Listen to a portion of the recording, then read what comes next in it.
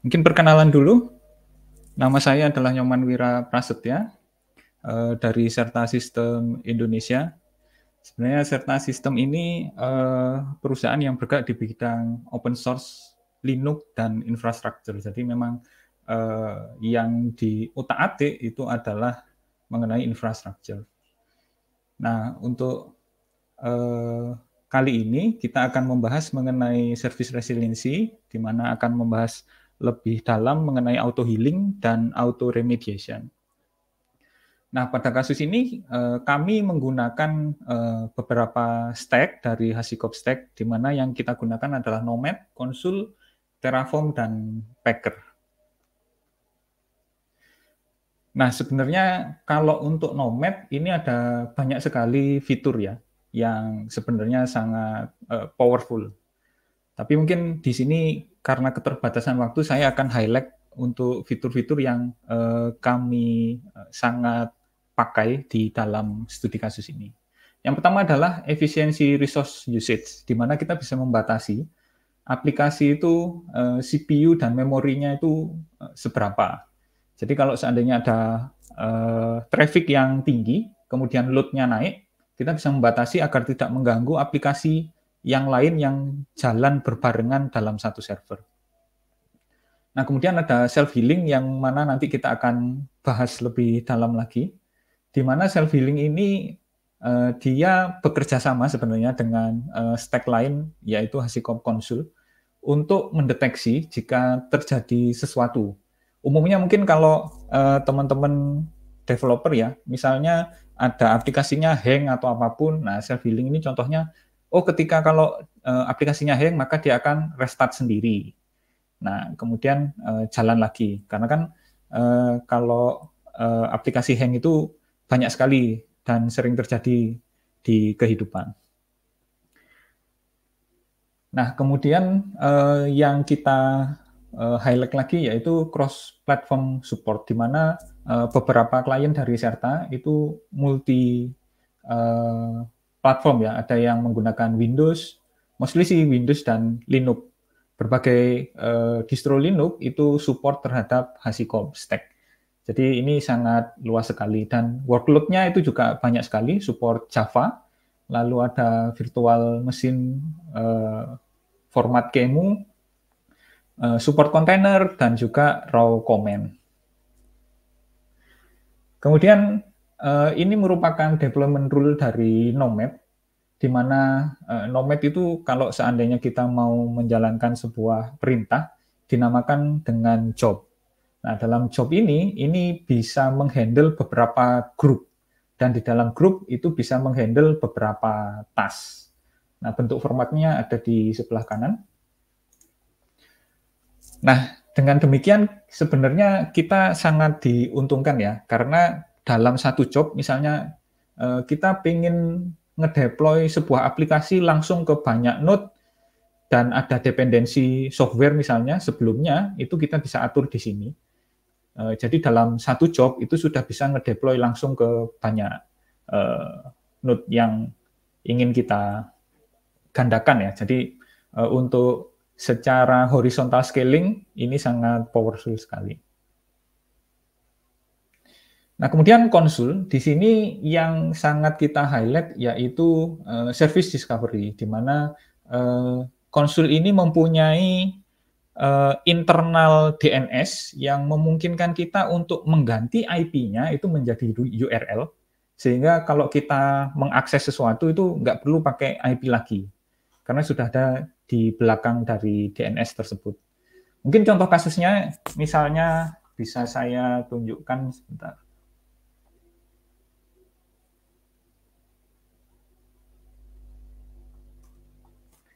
Ya, misalnya saya punya sebuah aplikasi database, di mana database ini ada 3 server, 1 master, 2 replika. Jadi menggunakan Postgres, kemudian ada 2 replika. Nah, otomatis setiap server mempunyai IP yang berbeda. Nah, sedangkan masternya itu pakai IP yang 237 ini. Nah, otomatis kalau seandainya aplikasi mau connect ke belakang, ke database, maka dia harus pointing ke IP dari masternya. Tidak mungkin writing ke replika. Nah, di satu sisi kalau seandainya masternya ini down, maka replika ini akan berubah menjadi master karena failover ya. Nah, oleh sebab itu ini merupakan fitur yang sangat powerful menurut kami. Jadi dengan adanya ini kita bisa lakukan checking atau ping ya. Contohnya misalnya saya ping. Nah, ini kita bisa menggunakan tag-nya di mana master, kemudian dbneck, lalu service konsul. Nah, ini didapat dari penamaan dari konsul itu sendiri, yaitu dari ini, nama servisnya adalah dbnext dan diregister dari Nomad ya. Nah, jadi tag-nya adalah master, dbnext, service, kemudian konsul. Kalau seandainya kita ping, nah dia akan dapat IP-nya 237. Kemudian bagaimana kalau seandainya kita mau menghubungi replikanya? Nah, itu bisa juga dengan mengganti tag depannya. Itu misalnya kita ganti dengan replika. Nah, kita akan mendapatkan IP 235, di mana ini statusnya adalah replikanya. Sedangkan di aplikasi, replikanya ada 2 ya. Nah, kalau seandainya kita ping lagi, nah dia akan berganti ke replika yang satunya. Jadi sebenarnya round robin. Nah, ini sangat memudahkan kalau seandainya masternya itu down, maka replika yang jadi master, kita cukup akses ke master DB aja, di belakangnya itu IP-nya bisa ganti-ganti, kurang lebih begitu. Jadi ini fitur yang sangat kami andalkan. Kemudian Terraform di sini kami gunakan untuk melakukan deployment ya.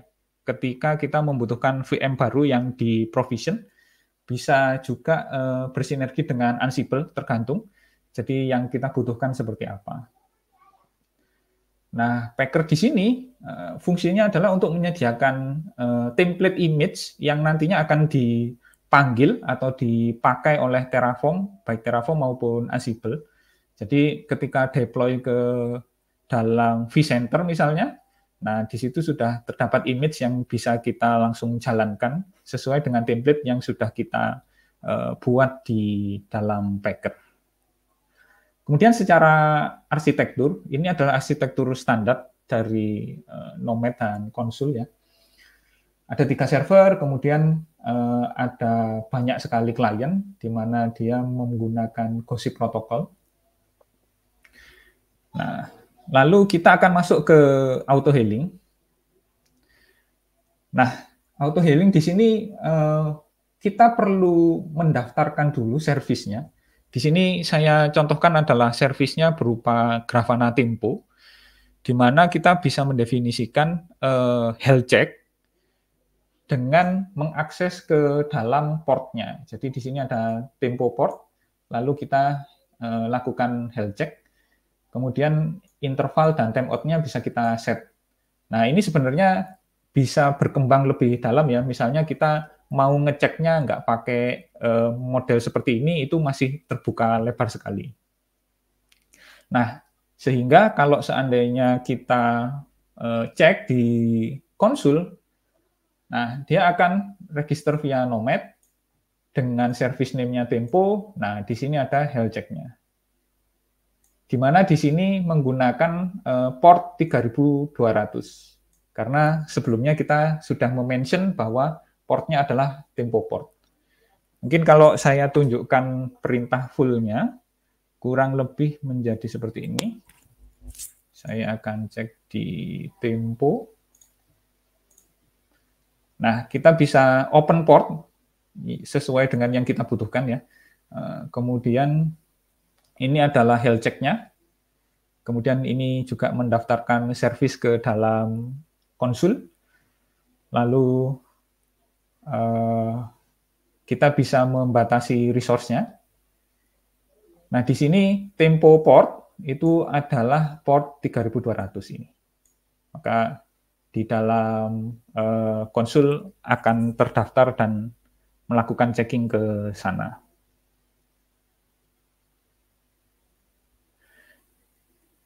Ya, kemudian Ini adalah deployment workflow dari Nomad, di mana sebenarnya yang berusaha dalam tanda petik kita eksploitasi adalah deployment workflow ini.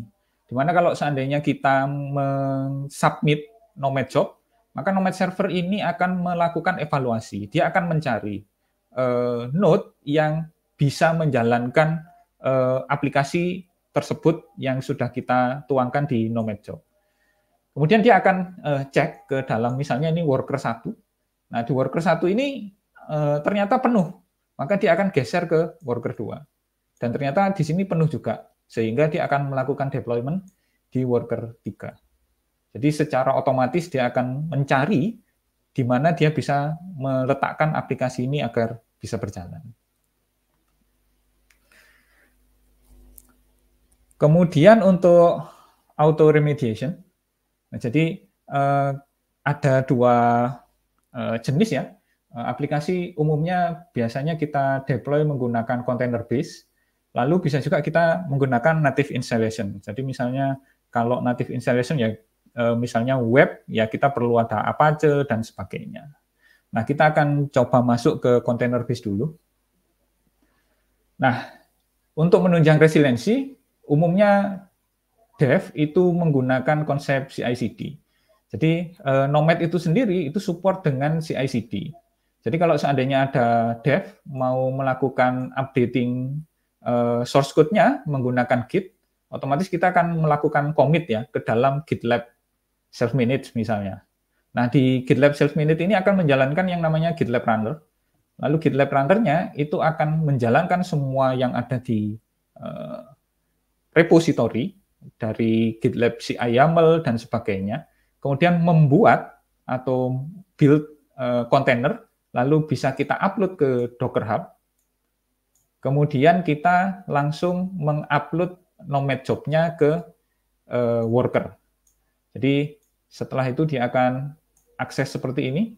Nah, ketika Nomad job-nya berjalan di worker, dia akan melakukan download image dari kontainernya ke Docker Hub, sehingga aplikasinya akan berjalan.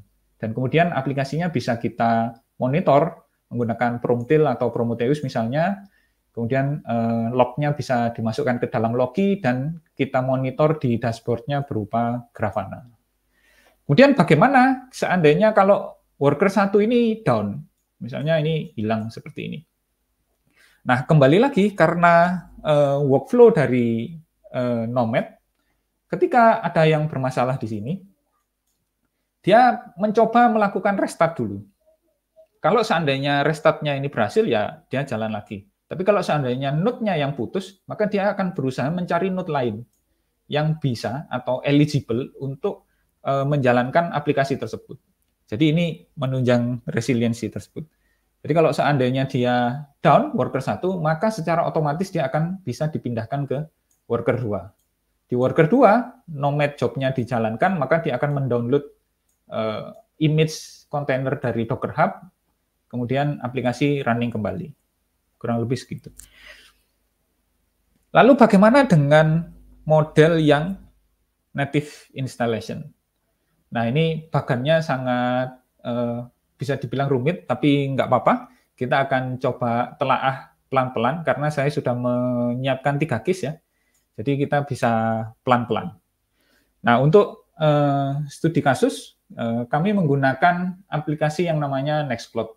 Nah, kenapa kok kita menggunakan Nextcloud? Karena kami menilai bahwa Nextcloud ini merupakan aplikasi yang kompleks ya, di mana dia itu web-based, otomatis dia perlu Apache dan bisa connect ke Redis, memerlukan database dan file sharing. Jadi sebenarnya ini cukup kompleks aplikasinya.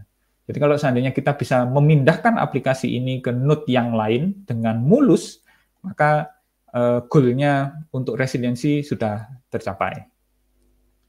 Nah, kasus yang pertama, jadi pada kasus ini kami mempunyai 3 worker, di mana worker pertama ini sifatnya aktif. Jadi Nextcloud posisinya itu sekarang ada di sini. Kemudian ada 1 node hot standby, di mana kalau yang ini mati, otomatis dia akan pindah ke sini. Nah, 1 lagi ini standby, di mana dia itu hanya terinstall Nomad dan Konsul. Tapi dependensi mulai Apache, kemudian PHP itu tidak ada di worker 3.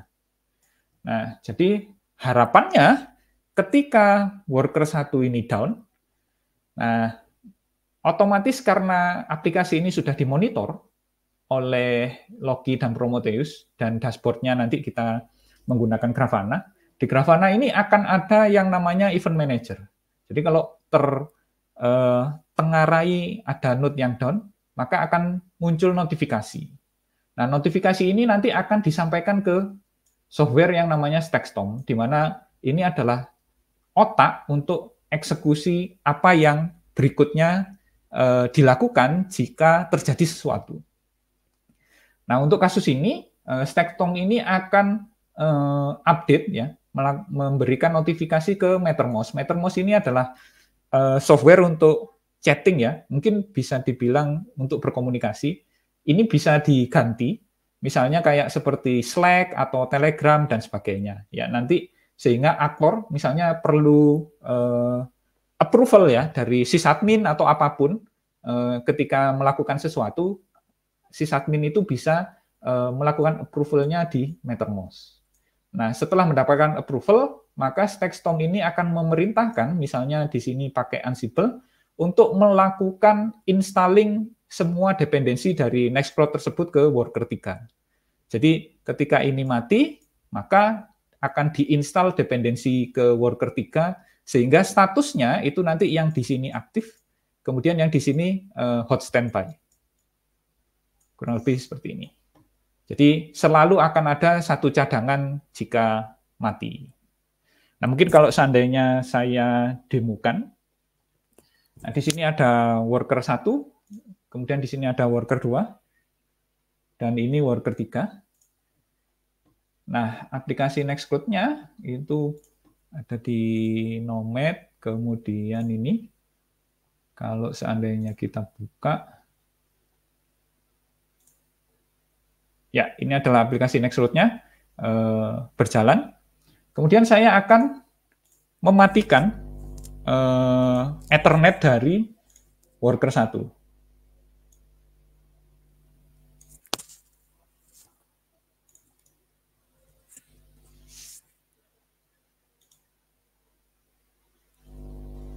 Sorry.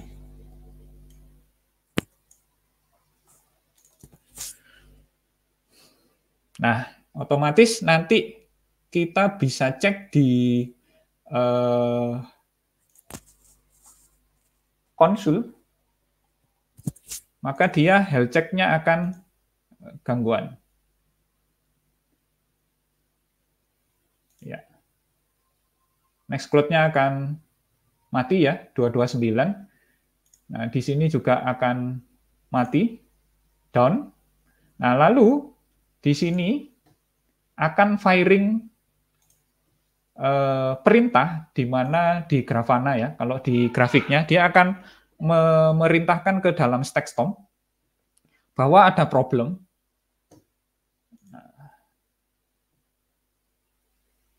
Saya refresh dulu. Nah, nanti di sini akan timbul, oh ternyata ada node yang mati. Nah, kemudian akan timbul inquiry di sini.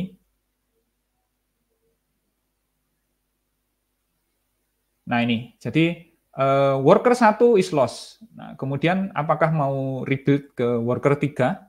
Nah, kemudian ini perlu approval. Nah, di sini kita bisa lakukan approval ya. Nah, mungkin ini salah satu contoh chat ops ya.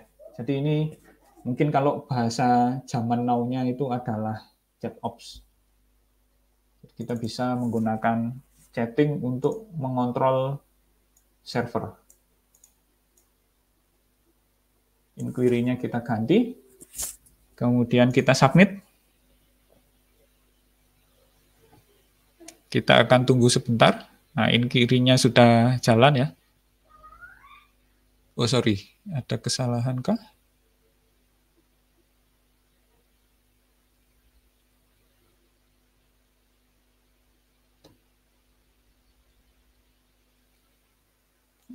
Tunggu sebentar.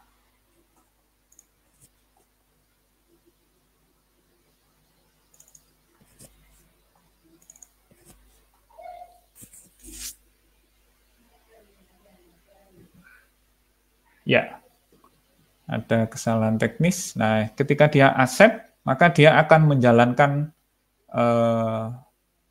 Ansible ya di sini. Nah, ini resultnya adalah sebentar. Nah, ini ya jamnya, jam sekarang. Kemudian ini ada chat ops. Resultnya semua sudah ada di sini. Respon inquiry-nya tadi secara oleh admin. Nah, nanti dia akan melakukan installing ke dalam worker 3. Ya, masih proses.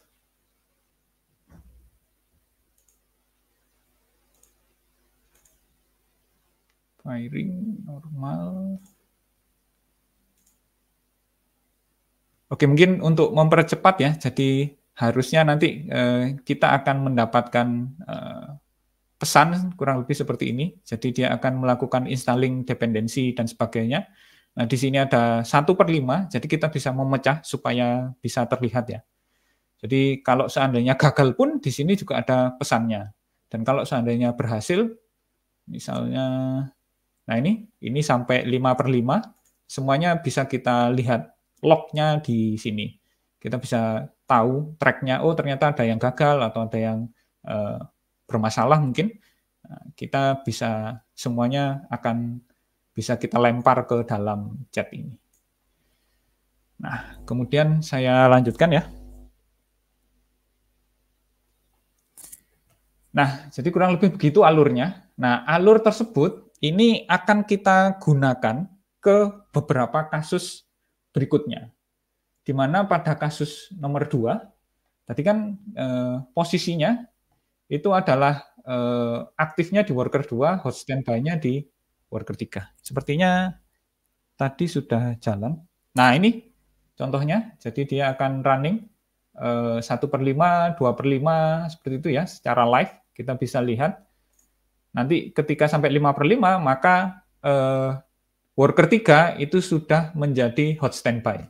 Karena semua dependensi dari Nextcloud-nya itu akan jalan. Dan kalau kita cek ya, di sini Nextcloud ini akan berpindah ke worker 2. Jadi kalau seandainya kita buka, nah aplikasinya tetap jalan dengan beda IP. Tadi yang sebelumnya 229, sekarang menjadi 230 di worker 2. Jadi resiliensinya letaknya adalah di situ. Kita bisa terus, harapannya aplikasinya akan terus nyala. Oke, mungkin kita lanjutkan lagi. Nah, kemudian bagaimana jika pada kasus 2, worker 2-nya ini down lagi, seperti ini. Sedangkan pada kasus 2, kita mempunyai satu VM, tapi posisinya itu masih mati. Tidak ada nomad, tidak ada konsul, dan tidak ada dependensi lainnya. Kemudian bagaimana caranya kita menyalakan VM tersebut? Karena kondisinya masih off ya. Kalau seandainya kita nyalakan kan resource-nya akan jalan, otomatis kan memakan resource dari host-nya. Makanya umumnya VM kita matikan kalau seandainya tidak dipakai. Maka caranya sebenarnya mirip. Jadi kita melakukan hal yang sama di kasus pertama, mendeteksi down di worker 2, masuk ke Grafana, melakukan melakukan turn on ke dalam VM-nya. Nah, di sini hypervisor-nya bisa macam-macam ya, bisa KVM, vCenter, OpenStack. Nah, di sini contohnya saya menggunakan Ansible untuk menyalakan worker 4. Nah, kemudian dia akan sekalian menginstal baik nomad, konsul, segala dependensi disiapkan di sini sehingga worker 4 itu menjadi hot standby. Kurang lebih seperti itu. Saya akan cek ke Mattermost apakah sudah selesai. Nah, ini masih 2/5 ya, karena installing dependensi memang cukup lama, karena dependensinya banyak, ada Apache dan sebagainya. Jadi yang penting alurnya kita sudah dapat. Ya, kemudian kurang lebih case 2 seperti itu. Nah, di case 3, ini ada problem yang lebih bisa dibilang rumit ya, di mana kita tidak punya atau harus create VM baru. Karena kalau yang di worker 4 ini hanya turn on, sedangkan di worker 5 kita harus create baru.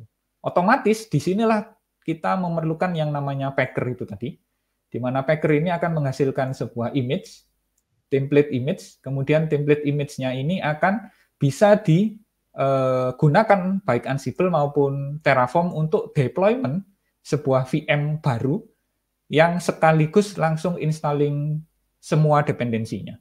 Baik itu Nomad, Consul, dan Promptail, dan sebagainya. Sehingga kembali lagi tujuannya adalah di sini sasarannya supaya menjadi aktif, kemudian di sini menjadi hot standby. Jadi semuanya itu bisa kita kontrol approval-nya menggunakan sistem chat. Dalam kasus ini menggunakan Mattermost.